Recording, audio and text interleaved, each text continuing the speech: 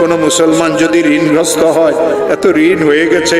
আদায়ের কোনো ব্যবস্থা নাই, খেতে ফসল হয় না, দোকানটা অচল হয়ে গেছে, ছেলেটা বিদেশে গিয়ে ফাঁসিয়ে গেছে, তাইও পারে না, আসতেও পারে না, 2-3টা মেয়ে ঘরে উপযুক্ত, কারো বিবাহ হয় না, একটা মেয়েকে বিবাহ দিয়েছিল, তালাক নিয়ে মেয়েটা ঘরে চলে আসে, ছেলেটা খারাপ ছেলেদের সাথে মিশিয়ে মদ জুয়ার অভ্যস্ত হয়ে গেছে। এই লোকটার পেরেশানির কোনো শেষ নাই, অনেক মামলা মোকদ্দমা তো সে ফাঁসিয়ে গেছে।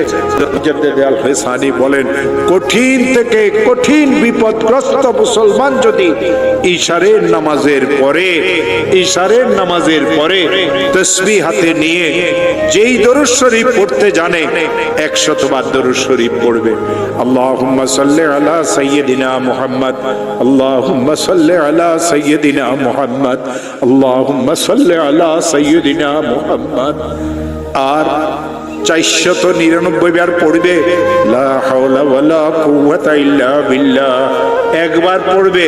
লা হাওলা ওয়ালা কুওয়াতা ইল্লা বিল্লাহিল আলিয়্যিল আযীম, আবার 100 বার দরুদ শরীফ পড়বে, হাত পাতিয়ে বলবে আল্লাহ আমি তো মামলা মোকদ্দমায় ফেঁসে গেছি, হাত পাতিয়ে বলবে আল্লাহ আমার মেয়েগুলির তো বিবাহ হচ্ছে না, হাত পাতিয়ে বলবে আল্লাহ আমার একটা মেয়ে তালাক নিয়ে ঘরে চলে এসেছে, হাত পাতিয়ে বলবে আল্লাহ আমি মামলা মোকদ্দমাতে ফাঁসিয়ে গেছি, হাত পাতিয়ে বলবে আল্লাহ আমার খেতে ফসল হয় না, হাত পাতিয়ে বলবে আল্লাহ আমার ব্যবসাটা অচল হয়ে গেছে, হাত পাতিয়ে বলবে আল্লাহ আমি সন্ত্রাসীদের দ্বারা কবলিত, হাত পাতিয়ে বলবে আল্লাহ আমার ছেলেটা তো বিদেশে গিয়ে ফাঁসিয়ে গেছে, হাত পাতিয়ে দিয়ে বলবে আল্লাহ আমার আরেকটা ছেলে তো অনেক খারাপ হয়ে গেছে, আমাকে মাইক ধরে